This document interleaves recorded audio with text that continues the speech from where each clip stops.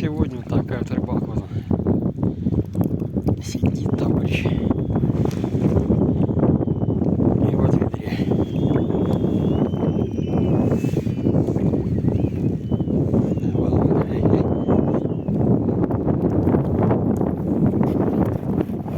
Такие пляж.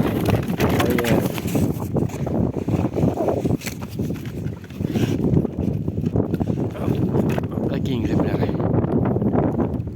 нынче ловились.